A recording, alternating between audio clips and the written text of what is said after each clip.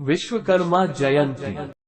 विश्वकर्मा जयंती या विश्वकर्मा पूजा हमारे हिंदू धर्म का एक ऐसा त्योहार है जहां बड़े बड़े कारीगर भगवान विश्वकर्मा से प्रार्थना करते हैं और विश्वकर्मा जी के जन्म का जश्न मनाते हैं।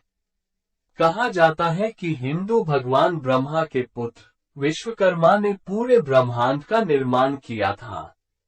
विश्वकर्मा को देवताओं के महलों का वास्तुकार भी कहा जाता है।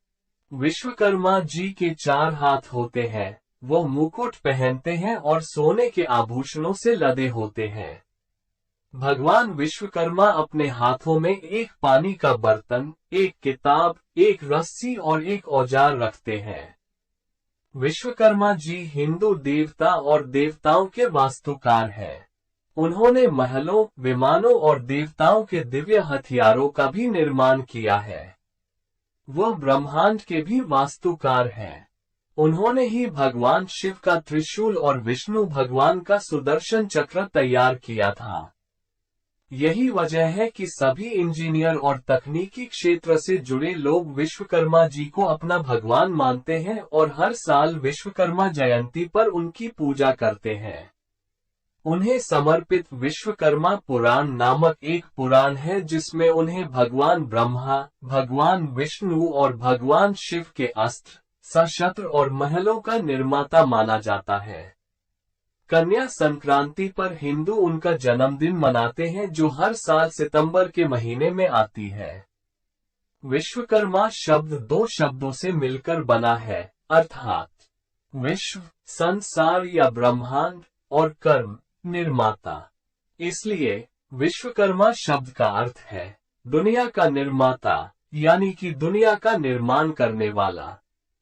भगवान विश्वकर्मा की उत्पत्ति ऋग्वेद में हुई है जिसमें उन्हें ब्रह्मांड, पृथ्वी और स्वर्ग के निर्माता के रूप में वर्णित किया गया है।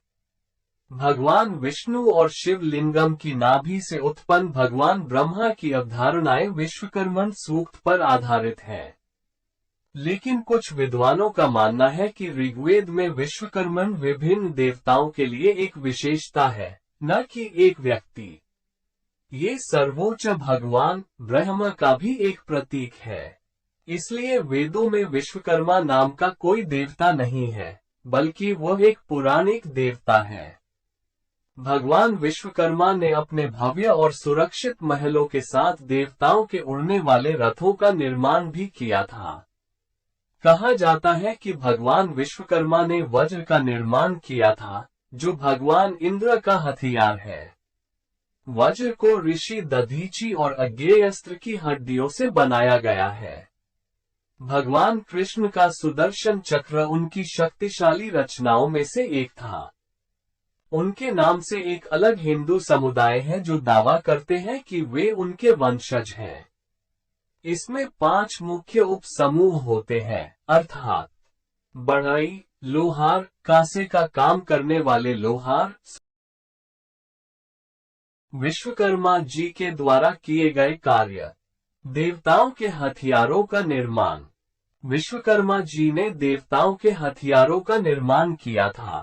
संजना भगवान सूर्य देव की पत्नी और विश्वकर्मा की बेटी है। पति की गर्मी के कारण उसके पास जाना मुश्किल हो रहा था। इसकी शिकायत उसने अपने पिता से की। इसके बाद उन्होंने सूर्य के कुछ तेज को धराशायी कर दिया। विश्वकर्मा ने तब उस तेज का उपयोग भगवान विष्णु के सुदर्शन चक्र, भगवान शिव के त्रिशूल और देवताओं के अन्य हथियारों को बनाने के लिए किया था। रावण के महल का निर्माण। विश्वकर्मा जी ने रावण के महल का निर्माण किया था। जब भगवान शिव ने देवी पार्वती से विवाह किया, तो उन्होंने विश्वकर्मा से उनके लिए एक सुंदर महल बनाने को कहा। सर्वशक्तिमान के अनुरोध से अभिभूत होकर उसने उनके लिए एक स्वर्ण महल बनवाया। भगवान शिव ने रावण को गृह प्रवेश समारोह करने के लिए आमंत्रित किया। गृह प्रवेश पूजा समाप्त होने के बाद दक्षिणा के बारे में रावण से पूछा। महल की सुंदरता से रावण अवाक रह गया था। तो रावण ने दक्षिणा में सोने का महल मांगा, जिसे हम रामायण में लंका नगरी के रूप में जानते हैं। भगवान शिव ने अपना वचन रखा और लंका रावण को दक्षिणा में दे दी।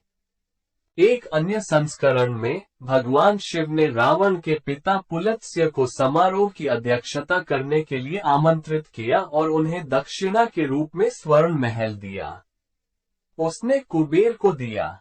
बाद में रावण ने कुबेर को हराकर लंका पर विजय प्राप्त की। इंद्रप्रस्थ के वास्तुकार।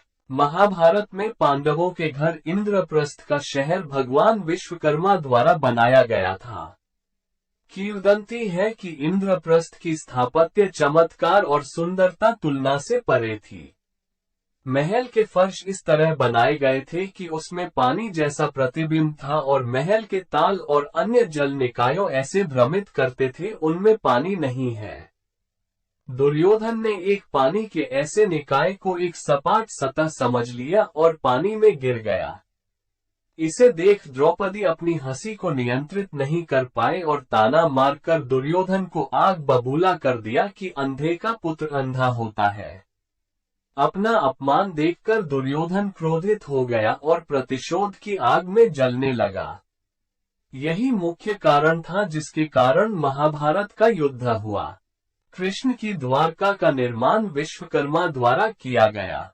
जब भगवान कृष्ण ने एक शहर बनाने का फैसला किया तो उन्होंने भगवान विश्वकर्मा को इसे बनाने के लिए आमंत्रित किया। विश्वकर्मा ने इसे एक दिन में ही बनाकर पूरा कर दिया था। इस नगर का निर्माण इतनी बारीकी से किया गया था कि भगवान कृष्ण भी इसमें कोई दोष नहीं खोज सके।